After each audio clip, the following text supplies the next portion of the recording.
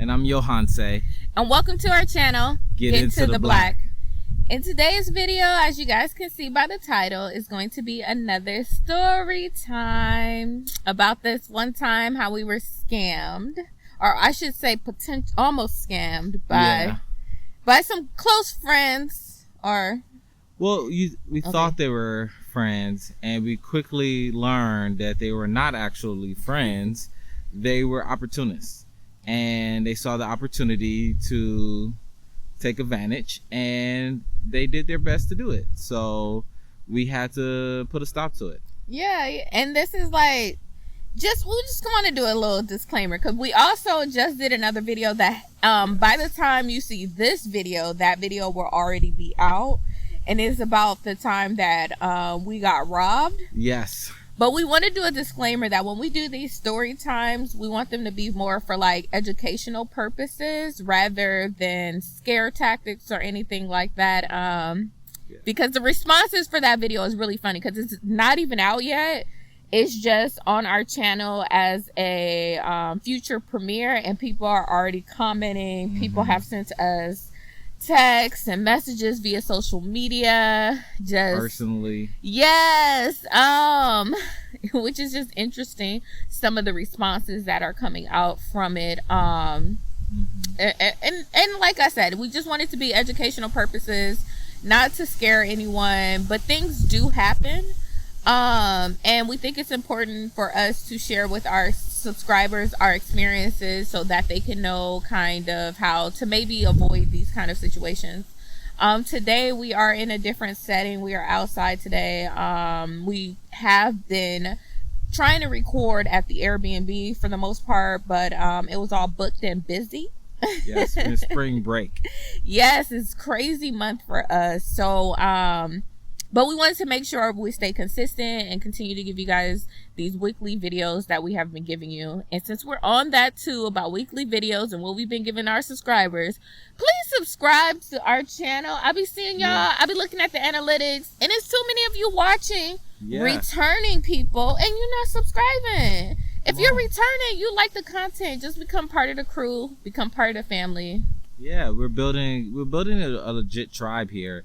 And so we're excited to bring you in, because we got some really cool things that are going to be coming out, and you want to be in the loop on that. So you got to subscribe. Make sure we can get there, support and so we need interactions.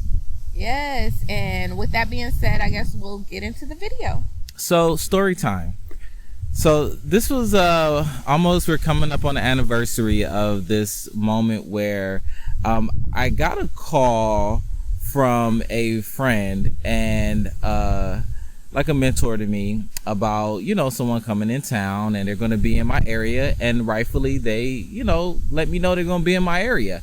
They're going to be on the island here in Puerto Rico, but I'm originally from LA, and I've lived in New York and Atlanta, and this is the narrative that you always have to be mindful of when you live in these types of cities and places. People are always visiting. They're very touristy. They're places that people are going to be coming frequently. Yeah. And my thing is this: why don't nobody ever tell us well before? Y'all be planning these trips well in advance. Y'all didn't just wake up and decide to come to Puerto Rico yesterday. They don't ever tell us until like they're either out here, or it's like a few days before. They're like, "Oh, I'm gonna be out there. Drop everything you're doing. We want you to entertain us." And it doesn't work that way, okay? So, look, this is why we're having this story time, because we've had people ask questions about what are some of the things that you deal with living on the island now, and that is one of them. And I must say, I'm gonna take no judgment of it, is that they don't be knowing, and that's why we are doing these videos, and that's why we're trying to be more open, so people can see, like, yeah, we live in a full life. We actually live here full time, so we got like full jobs and life and stuff that's happening. So so that's that. So let's get into it. So I get a call. The guy comes and says, "Hey, we're coming out there. I am celebrating a birthday. It's my wife's birthday, and we got like 30 something people coming, and we're gonna have a good time, and I want to do something special, like a party for her." I thought, that's cool. That'd be dope. Well, let me know when it's going to be. I would love to go. Well, he had in his mind that since I own real estate here, since I have connections here, it would be a good idea to try to get me to go outside of what I don't do. Mind you, we had a conversation about what I do in Puerto Rico, and it had nothing to do with what he wanted. And I realized that's why I call it opportunists, right? When people see that you're a very nice person, giving person, and they have a need, they're going to do their best to see what they can do to get it done, which is fair. I get it. That's how life works. No one's complaining about that, right? But this situation was, this gentleman asked me to plan a party for him, for his wife, and all their friends. And I told him right then and there, I don't do party planning. But instead of him listening to me about what are my goals and dreams and what I want to get done, he didn't care. He went on to tell me how much of a great opportunity this is going to be, and how I was just going to, what was it, multiply? Oh no, grow your business exponentially. But we're not party planners. And at this time, and still, our Airbnb says booked and busy. Like, it's booked. So we were kind of like, I don't really know what this man's talking about, but if you need help, we'll help you. And again, these story times is about how I don't listen to Jade sometimes, okay? I'm just going to throw myself under the bus there, okay? This is my partner, and we have been riding all together with this. And so this is what happened. She said, well, what are you planning to get out of this? I said, well, I'm looking out for my guy. He has very influential people. And she asked, what influential people? I said, I don't know, but he got some influential people, and I'm gonna grow exponentially, right? Like, I thought I was talking to T.I. And so I was like, and I didn't take the time to really think about how this was going to work in relations to our business. And so it put us in this position that I learned that you need to be careful. So end up happening was I reached out to my people because I told them, let me see what I can do. Let me ask around. So I asked some of my people who I thought can put on this party, and my tribe came through because, again, remember, I own real estate and I have a lot of connections, right? Mm-hmm. Those are the things that I do have. So I went and utilized those things and to reach those contacts. And I found somebody, a friend of ours, who said they could put this on together. After we decided, okay, I think I can do this. What are when he told me what he wanted a beachfront house with transportation from a very popular hotel that is literally one of the most expensive hotels in Puerto Rico. Oh. Not to cut off, but this was the thing too that like should have probably been the first red flag for us, that he was at this hotel. This hotel, they do parties. Like the kind of party he was literally describing, he could have told them and had the professionals do this for him, but he didn't.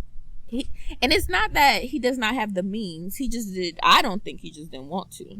Well, opportunity. Yeah. So he thought he could get it for cheaper because he thought. So, and that was really what it was. It was like, look, man, they trying to hit me over the head, and I was like, yeah, because they provide that type of service and they do it at a very high level. Mm-hmm. So of course they're gonna ask for what their worth is, and so and that's where we went wrong, because the amount that it was, it was $4,000 was the budget. Yeah. It was $4,000 budget, and so when I asked, okay, what do you want, right? It was a beachfront house in Ocean Park, which is all the homes there are multi-million dollars, and it's because it's in the beach community, a gated beach community. And then you have transportation from the hotel back and forth, and then you have food, real authentic Puerto Rican food. What we didn't realize, this person didn't understand what real authentic Puerto Rican food would cost for. And how much you would get for $4,000. Well, not even just cost, but I also think too, like when a lot of people they come here, and this is a common thing, they're like, I want authentic Puerto Rican food, and then they get authentic Puerto Rican food, they're like, I don't like it. I don't like it. Sorry to interrupt the story time for a moment. We just want to take this time to give a shout out to Miss Ebony Lucas with the Health and Wellness Experience. That is the person who gave and made these shirts that we have on today.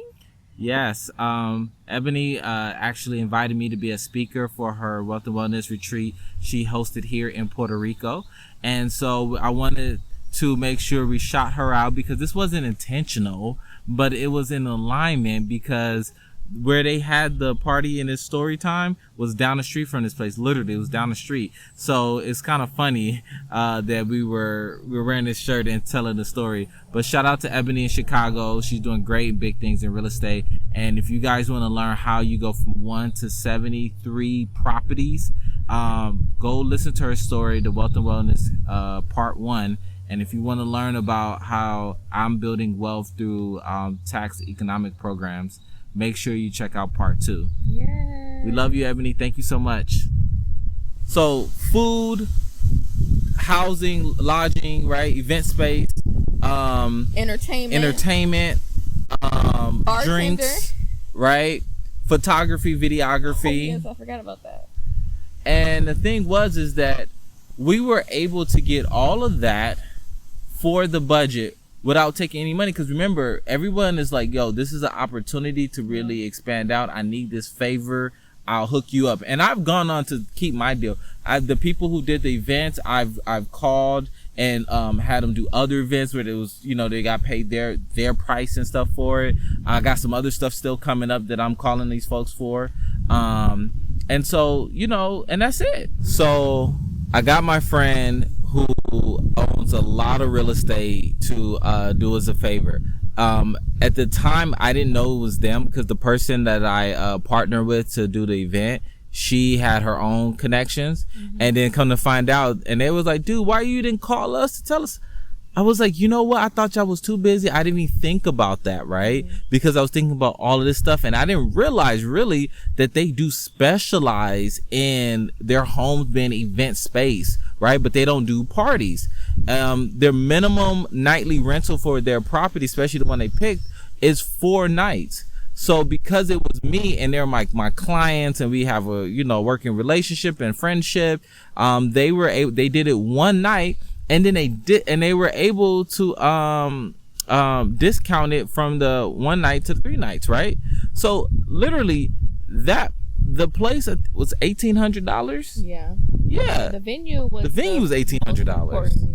Our most expensive part, but I would say it was the most important part too, based on what the party goers wanted, which the wife who this party was for was just, she wanted a house in Ocean Park and she wanted to be in that area. She didn't know about the party, but she had expressed interest in certain things, and the husband really wanted to make sure that she got those things. Yeah. And the house was one of those. Right. And so, and one of the things we were getting was, mind you, I forgot to tell you guys, we had 2 weeks to plan this whole thing, mm-hmm. right? Because it took me a week to find somebody who was willing to take on a task like this. And so, and that's where we went wrong, right? Taking on too much. But we get to the day of, my party planner, had her anniversary that day. Yeah. And so I was like, you can't go on your anniversary. You got to propose. You got to postpone it. Yeah. And so, which they did. And so we were able to get the abuelita with the food to feed, I think 30 people, not to fill them up on a buffet or nothing like that. It was pans of food. Because when we talked about it, he picked the location. So he saw the price on there, right? He also wanted a backyard boogie, right? Like a backyard type of homegrown feeling thing. Like a cookout type of thing. And then we were like, okay, great. As long as it's going to be like a cookout. And so I was like, we can't afford to have servers on the cookout budget, right? Like, so we didn't have that. So what ended up happening was we got as much as we could. We got the food there. And mind you, I'm in a full renovation at this time, right? Yeah. So that's why I didn't want to do it. I was like, I don't really have the time to do it. But again, I'm trying to look out for somebody and don't know when to say no, which I've learned much better. And we get there. I'm gonna just go ahead and throw us under the bus, okay? This is what happened. We was not prepared to really throw the party that I in my gut knew his, how do you say it? That type of person? They're like, they're very high elitist. The bourgeoisie. Yeah. Bourgeoisie. We kind of knew that, but we also was trying to tell them, like, the budget you gave us is, you about to get a cookout. And I want people to understand this too when you watch this video. Some thinking Puerto Ricans work for $5 and a high five. They don't. Like, they very much still are Americanized, so they expect to be paid nicely. So don't come here thinking you're about to pay them in pesos. You're about to get something for cheap. Yeah, this is American dollars. So, and so that was the thing. And then it was very specific. Was like, I want to have people of the diaspora, like, oh yes, people of color, right? And so we made sure we got people who own the house were African American and Afro Puerto Rican. The cameraman, same thing, identified. I identified. We got bomba dancers on the way, but they had a performance. But because it was us, and because the wife was a dancer, we were like, yo, we gotta have that, right? Yeah. We were pretty much over budget with everything, but we were like, we're gonna give it our best. And so with that, things wasn't going on time exactly the way it was. Like, it was very Caribbean CP. So CP time is color people time, but it's also Caribbean people time, okay? None don't be on time. Yeah, and you know what too? I will say this was another thing. Like, even if it's quote unquote running a little bit late, one of the main issues I saw was people of this caliber too, they shouldn't be surprised when you have a location and they tell you not to drive to the location, that you will be transported there. You don't start calling Ubers and showing up to the venue. That's not what you do. Not for those kind of parties when people tell you, oh, you'll be transported to it, which was another thing that happened. We had a certain way we wanted people to arrive, and that was like the vision. We were like, okay, we'll have these people arrive first and the birthday girl will come. But what ended up happening was, because something happened with the transportation where it wasn't the kind of vehicles they were expecting, because we were told Sprinter vans, but Puerto Rico is Puerto Rico, so you get what you get. So I guess it was the guy who owns the Sprinter van's birthday. We think he took the Sprinter van for his birthday and gave us some other random transportation. The Ford Transit. They were nice though. They were brand new too. They look good. Actually, we should get a couple for the hacienda. I do like those Ford Transits, but so they weren't Sprinters. So the party goers were like, where are the Sprinter vans? We don't see any Sprinters out here. So they're thinking transportation did not show up. The transportation is sitting right next to them. Yeah. So I'm trying to set things up because, I'm at the house trying to set things up. Again, I don't have a budget to pay people to like be on a party planning crew. So it's me, Jade. At the time we didn't have a babysitter like that. So we had our son with us. And then our other friend who was kind of doing the whole thing, she didn't even get there until like 8:00 because again, she lives further out. So executing, we were running a little behind on execution, getting things set up, and that was that. So that's and then they just started arriving. So we're also thinking like, okay, it's fine if we're running a little bit late because we're the one scheduling transportation. So they arrive when they get here. No, they started calling Ubers. Right. So people just start showing up, and we're like, oh. And then this was probably red flag number 2. Red flag number 3 was I was in the room with the baby. We're getting dressed. I walk out. Everybody's in all white. First of all, I'm the party planner. How do you not tell me this is supposed to be an all white event? So, and I was clear, like, hey, I got about 6 or 8 people that, that are not our exact time when we were together, but like these are people of our ilk that lives on the island. I think would be good to mix and mingle. So people, because what I'm looking at is that I want people to know, oh, there are other people on the island. There's opportunity to invest here, to move here. That's where I was on at that time. So I wanted to keep people that would actually be able to be here. So that was that. So when we came out, that was red flag number 3.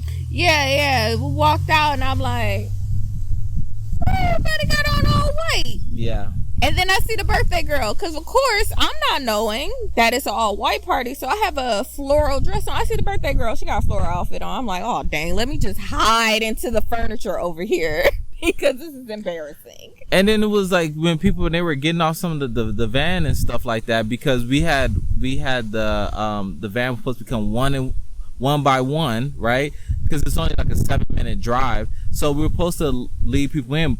We got bamboozled, rushed with all these people, and people like, oh well, they're dropping us off right here, they won't take us inside. So now I'm like trying to all this stuff, right? And then he's frustrated, I'm frustrated, right? We're all just all over the place at this point now, right? Because I'm still setting up the bartender.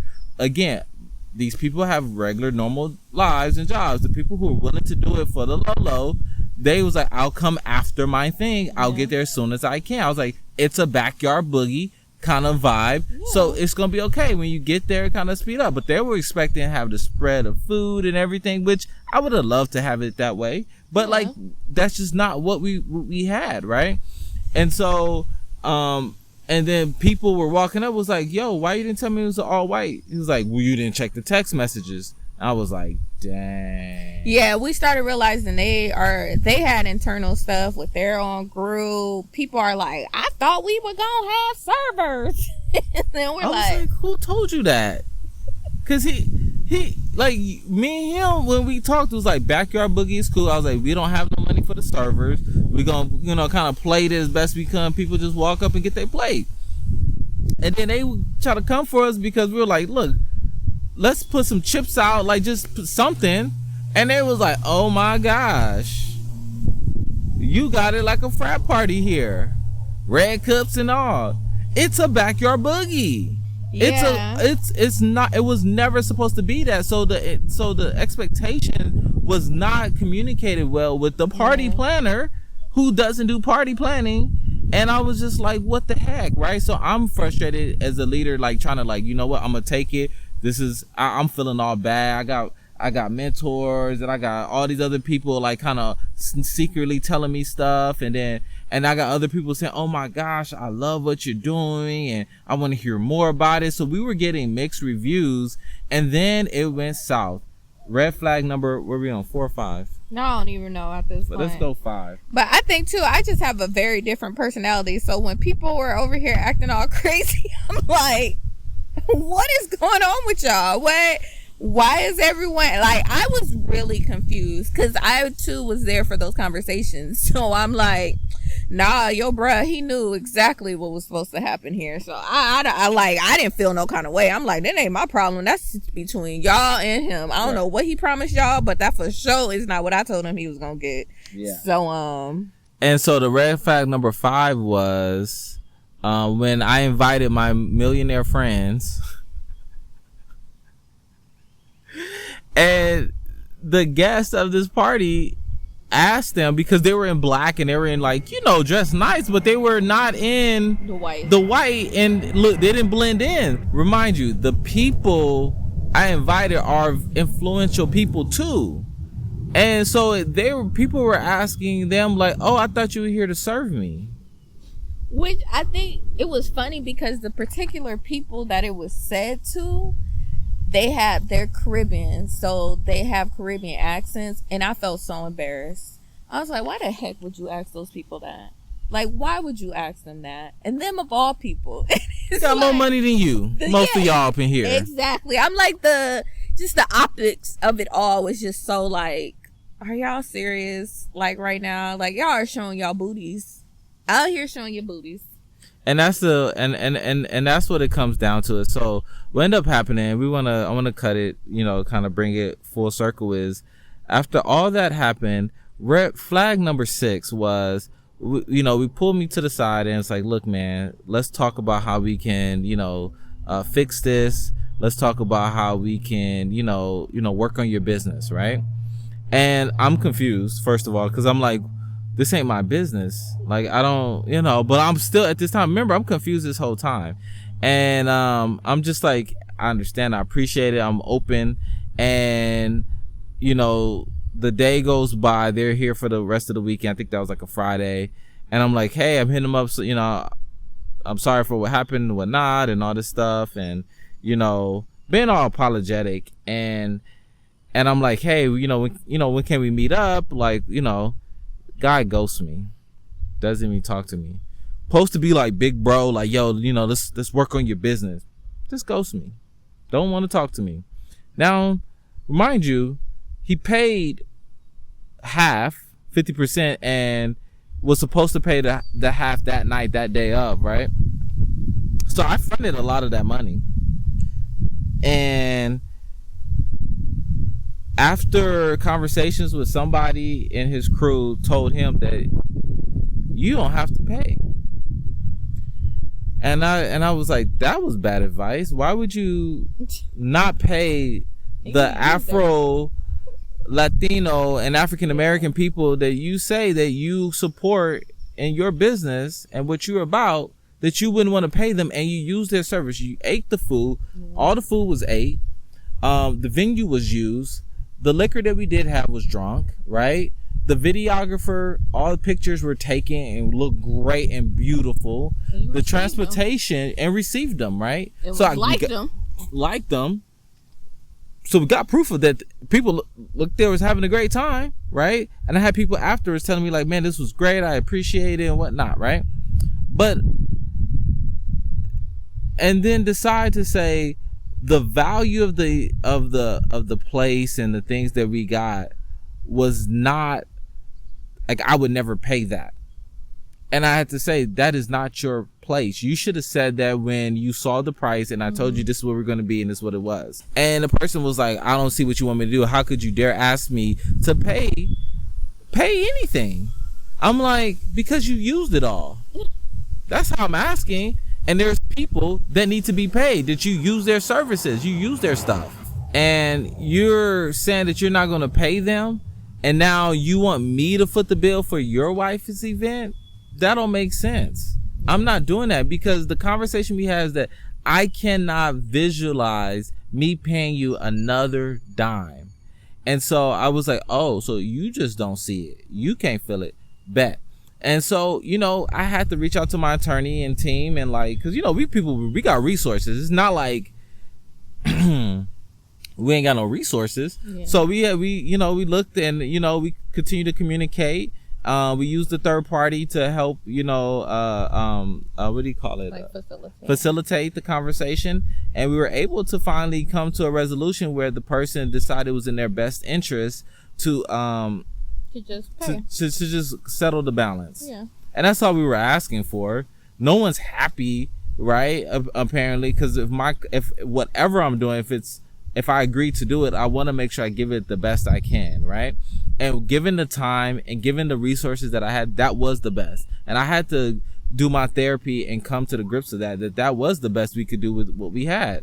That's it. The interesting part about all of this is like what they were complaining about in regards to the party. We had just had something very similar at that same venue the week prior. Literally a backyard boogie. Yeah. And everything was fine. So it's not necessarily the venue, the atmosphere, or anything like that. It was just a mismatch of expectations. Some people were told they were supposed to get this extravagant, like, I guess, dinner party with servers and bartenders and all this stuff, which, you know, you had bartenders, but we told them specifically you weren't going to get no servers. So it was just a mismatch of expectations. So when people arrived, they had attitudes and were rude to the people who were working there. And like, Puerto Ricans can be pretty prideful people. So when you're like being very rude and nasty to them, which I think in their own regards that how they felt and their emotions were very validated because the people were rude. So it was just really tough managing everything. But I think at the end of the day, gladly he played, because you wasn't about to scam me on no money. Because, sir, I don't know you. Right. I don't know your wife. She looked beautiful though, but I don't know her. And a very nice person. So the thing is that you know, my takeaway from all of this is that I've been very more mindful of the things that I can do and not do, especially when it comes, it's not in alignment with our goals as a family first. And that's been the biggest thing. It's like, I want to make sure I'm not doing too much, and I still do a lot, but or being driven by money or the promises of more money or something like that. Instead, staying true to our wheelhouse and what it is that we're focused on, and what we're supposed to be doing, because there'll always be people giving us different opportunities and options to do other things, but if it's not progressing the vision and mission that we already have in place, it's just not for us. It's helped me look at my friends and family in a more healthy way, where I don't want to put unnecessary stress on our relationship by going out of my way in a way that can harm our relationship. So I've been able to learn how to set better boundaries with families, with people who are coming out, and let them know what the expectations. Like a prime example is like, family, do not come here this summer or right now. Don't come visit us if you're not gonna be willing to help us. Like, we got 2 kids we about to have 2 kids at home. We have full-time businesses. Like, we are like really out here doing what we imagined and dreamed about, being homeowners, being parents, being partners in a healthy relationship, and being and providing opportunities for our community, right? Not even, and when I say our community, I'm talking about locally our community. If they're African American or Jamaican American or Jamaican in general, or just Puerto Rican in general, like, you are in the community. We are really dedicated to that, and I just want to make sure we stay true to that. And it's a part of entrepreneurship and growing up and learning how to be adult. It's adulting. Cut that. No, we're keeping that. Adulting. I need some water. Adulting is real. Yeah. No, for real. So thank you for everyone who stayed to the end of this video and just who support us overall. In the last video that we did, that will be coming out, that you guys will be seeing, it's not out yet, but it's about to be coming out by the time you see this one. It'll be out. We do a shout out to our subscribers, because we have reached 1,500 subscribers. So thank you guys for subscribing to our channel. Yes, I don't think let's adjust another video. What video should the next video we should adjust much? Well, you want to tell them a party so we can redeem ourselves, so they don't know we have whack ass parties. I know.